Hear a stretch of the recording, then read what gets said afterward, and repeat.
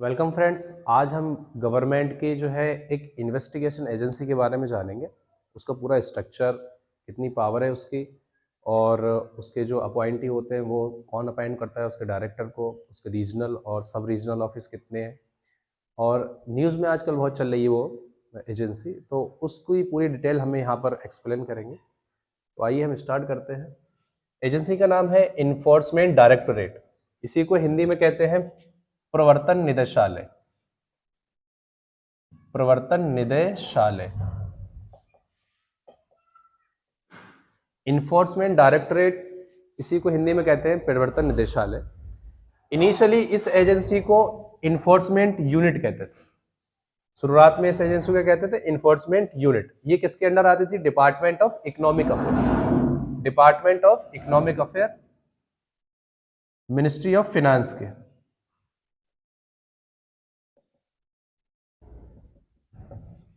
Finance ministry के under आती थी। लेकिन बाद में 1960 में क्या हुआ, अमेंड हुआ एक्ट में, और ये जो एजेंसी है फिर डिपार्टमेंट ऑफ रेवेन्यू,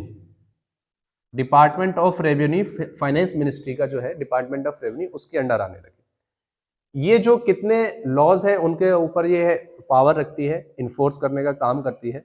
हमारी कंट्री में एक एक्ट है फॉरेन एक्सचेंज रेगुलेशन एक्ट, एक है foreign exchange management act, prevention money laundering act, और कॉफे पोसा। ये जो एक्ट है इसमें एक एक्ट और ऐड किया गया है 2018 में, जिसका नाम है फ्यूजिटिव ऑफेंडर एक्ट। इसमें आप देखेंगे तो ये जो 2018 में फ्यूजिटिव ऑफेंडर एक्ट जो लेके आया गया, उसमें जो भारत से पैसा ले जाके जो बाहर जाके इन्वेस्ट करते हैं और जो पैसा लेके भाग जाते हैं, जैसे कि नीरव मोदी, मुकुल चौकसी और किंगफिशर के जो मालिक हैं, वो यहाँ से पैसा लेके चले गए। तो इस चीज़ को इन्वेस्टिगेशन का जो काम करती है वो हमारी ईडी करती है। इसी को क्या कहते हैं? प्रवर्तन निदेशालय।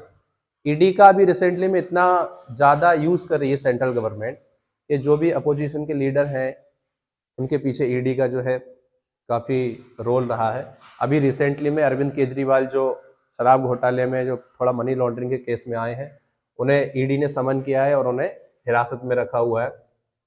इसका हेडक्वार्टर क्या है? इसका हेडक्वार्टर है दिल्ली में। और इसके रीजनल ऑफिस कितने? 5 इसके रीजनल ऑफिस है। 5 इसके रीजनल ऑफिस है और हेडक्वार्टर इसका दिल्ली में। इसके 10 जोनल ऑफिस हैं, जोन ऑफिस हैं, और 11 सब जोन हैं। सब जोन है 11। जोन को जो हेड करता है वो डिप्टी डायरेक्टर होता है। सब जोन को जो करता है उसे असिस्टेंट डायरेक्टर बोलते हैं।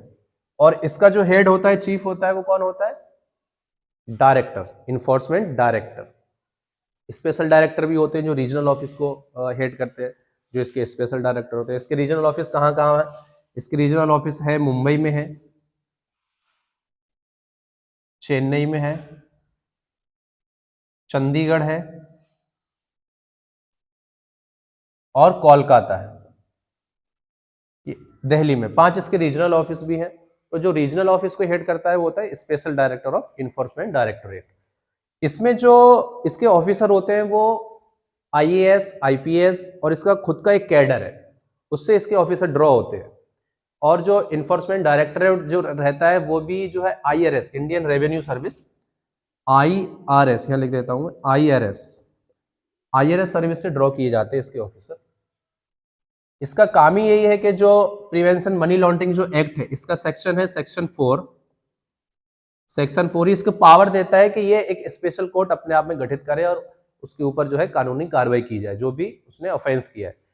इसके जो जजमेंट होगा, इसका जो कोर्ट होगा, उससे अगर आपको चैलेंज करना है तो आप हाई कोर्ट जाइए और फिर या सुप्रीम कोर्ट जाइए।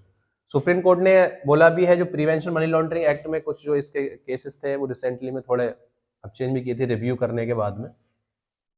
तो ये पूरी ईडी की इंफॉर्मेशन थी। ईडी जो है वो फाइनेंस मिनिस्ट्री के अंदर आती है, यानी कि जो फाइनेंस मिनिस्टर जो रहते हैं वो इसके सर्वर रहते हैं।